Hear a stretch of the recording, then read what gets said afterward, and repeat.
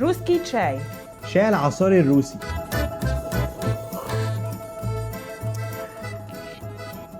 هنحط كوبايتين ميه، هنزود برتقانتين مقطعينهم سلايس، ليمونه، وفي هنا بقى شويه حاجات ما ينفعش ننساهم.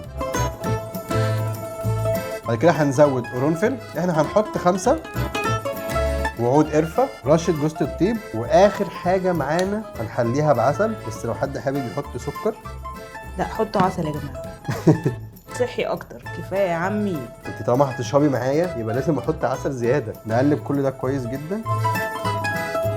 امال فين الشاي؟ الشاي هيتحط في الاخر. ماشي. ويلا بينا نغلي الايه الميكس الحلو ده. بعد ما سيبناه يغلي لمده 5 دقايق نقفل عليه بقى ونحط الشاي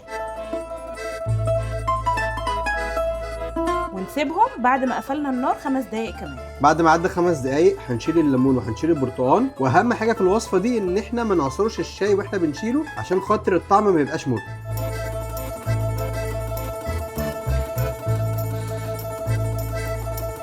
يلا ندوق.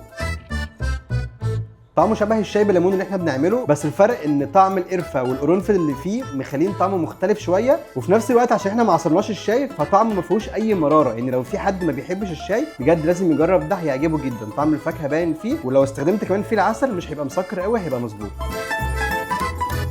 شاي بليمون وطعم البهارات اللي حاطينها فيه الصراحه يعني مدياك اكسبيرينس فريجرنت كده، حاجه اروماتيك الصراحه حلوه جدا.